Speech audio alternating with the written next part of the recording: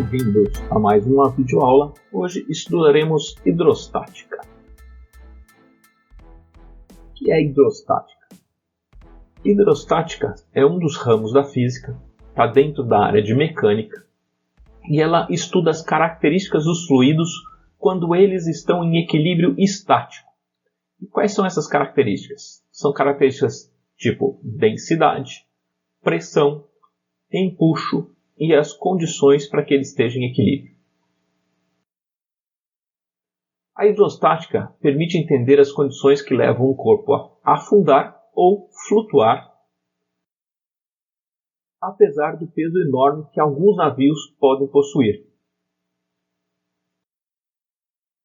A hidrostática no nosso dia a dia também nos ajuda a compreender o comportamento dos fluidos dentro dos tubos e dos canos das nossas casas ou de indústrias, e é através do conceito de pressão hidráulica que a gente pode entender o que está acontecendo dentro deles. Um grande número de equipamentos usa o princípio da hidrostática. As prensas hidráulicas são extremamente comuns nas indústrias. Os atuadores hidráulicos estão presentes em aviões, carros e diversos outros equipamentos e ferramentas. Os elevadores hidráulicos, que quando você vai trocar o óleo do seu carro, ele levanta seu carro, ou quando você vai no mecânico, normalmente são atuadores hidráulicos que fazem esse processo de levantar pesos bastante grandes. Muitos elevadores mecânicos também estão associados a isso, com atuadores hidráulicos. Ou seja, você vai encontrar o princípio da hidráulica em muitos dos nossos eventos do dia a dia. Mas vamos começar com o que é um fluido. Fluidos são substâncias que são capazes de escoar e de se deformar com grande facilidade. Gases e líquidos são fluidos, talvez o melhor exemplo de fluidos que a gente tem são os gases e líquidos. E fluidos ideais, também eles não oferecem resistência à aplicação de força. Se você tenta empurrar, fazer uma força sobre a água, ela não exerce uma resistência, ela se molda, ou seja, elas adquirem ou assumem o mesmo formato dos recipientes nos quais eles são confinados. Então, estas são as características de um fluido. O que nós veremos hoje? Nós veremos os conceitos de densidade, pressão, pressão hidrostática, pressão atmosférica. Vamos ver também os teoremas de Stevin, o teorema de Pascal. Vamos ver a lei e as forças de empuxo. Vamos ver também o princípio de Arquimedes. Então, vamos começar por densidade. O que é densidade? Densidade é a razão entre a massa de um corpo e o seu volume. Não vamos confundir peso com densidade. Então, aqui tem uma foto de um algodão e aqui de um metal, provavelmente chumbo. 1 kg de algodão, a massa de 1 kg de algodão e a massa de 1 kg de chumbo, todos os dois têm o mesmo peso. 1 kg tem 10 newtons, quer seja de algodão, quer seja de chumbo. Mas 1 kg de algodão ocupa um volume muito maior do que 1 kg de chumbo, porque a densidade do chumbo é muito maior do que a densidade do algodão. Então, lembre-se, densidade é a razão entre massa de um corpo e o volume ocupado por este corpo. Quanto mais denso, mais pesado um bloquinho daquele elemento será. Conceito agora de pressão. Vai nos ajudar a entender o fenômeno dos vasos comunicantes. Por que todas as alturas da água, das colunas de água, são a mesma nos vasos. Então vamos lá. Pressão. Pressão é a razão, ou seja, a divisão entre a força aplicada perpendicularmente a uma superfície e a área sobre a qual ela é aplicada. A unidade de pressão no sistema internacional é o Pascal e ele é equivalente a 1 Newton por metro quadrado. Então, pressão é a força perpendicular dividida pela área. Vamos ver aqui, se a gente tivesse um plano aqui, tivesse uma força aqui sendo aplicada, você está vendo que esta área aqui tem uma determinada área, então esta força dividido por esta área desta figura seria a pressão 1. Se eu mantiver a mesma força e agora fizer essa mesma força sobre uma área menor, veja que essa área aqui é maior do que essa, eu teria uma segunda valor de pressão, porque eu alterei a área apesar de estar mantendo a mesma força.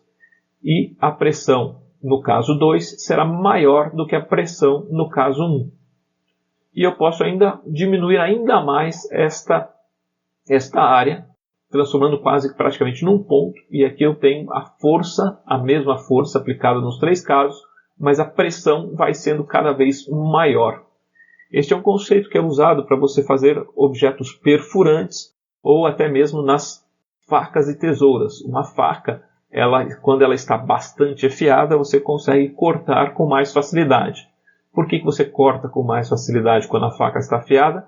Porque o gume da faca, o fio da faca é menorzinho, ou seja, a pressão que ela exerce sobre o objeto que ela vai cortar é muito maior. Este aqui poderia ser você olhando uma faca rombuda, uma faca que não está amolada, e aqui uma faca que está bem amolada.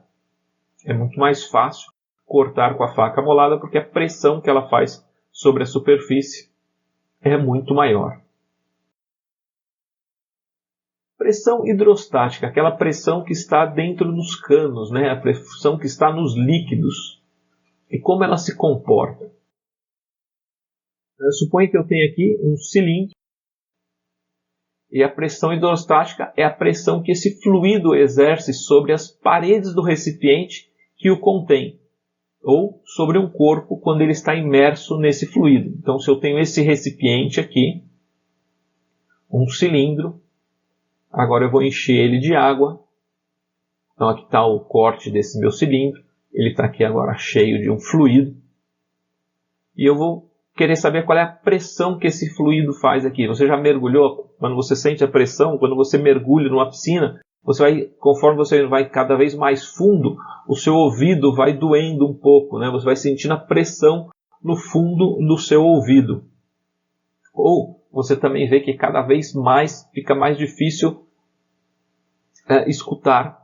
Quando você vai subindo no avião, você vai sentindo a pressão, vai diminuindo, você vai sentindo um efeito contrário, a pressão interna do seu ouvido vai ficando maior. Então vamos voltar aqui ao nosso exemplo. Aqui eu tenho um ponto dentro deste fluido, ele está numa altura, aqui numa profundidade H, e eu tenho que a pressão neste ponto é o que a gente viu lá? Força dividido por área.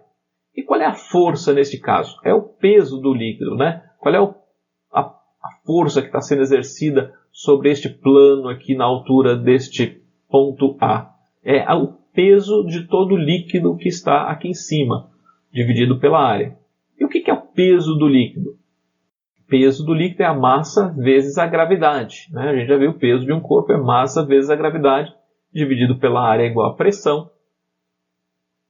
Massa é densidade vezes volume, vezes a gravidade, dividido pela área. E o que é o volume deste corpo? É a área vezes esta altura. Então agora a gente pode assumir isso na área dos dois lados e a gente vai ter que a pressão neste ponto aqui é igual à densidade do fluido vezes a altura da coluna de fluido vezes a gravidade. Então essa daqui é a pressão hidrostática num determinado ponto. Ela é igual à densidade do fluido vezes a altura da coluna do fluido vezes a aceleração da gravidade. Esta aqui é a nossa primeira fórmula de pressão hidrostática. Quando nós estamos aqui na atmosfera, a atmosfera também é um fluido, ela é composta por gases. Então aqui nós temos aqui, a atmosfera, ela envolve toda a Terra, ela é bastante extensa, ela tem várias camadas, mas eu vou deixar isso para o pessoal de geografia explicar para vocês. O que é importante para nós aqui na questão da pressão atmosférica é lembrar que a atmosfera é formada por gases, que são fluidos. né? São fluidos com uma densidade muito pequena, mas quando você tem uma grande quantidade deles, eles têm um peso e exercem uma pressão. Esses gases possuem massa, portanto eles possuem peso, e nós estamos imersos neste fluido, que é a atmosfera da Terra.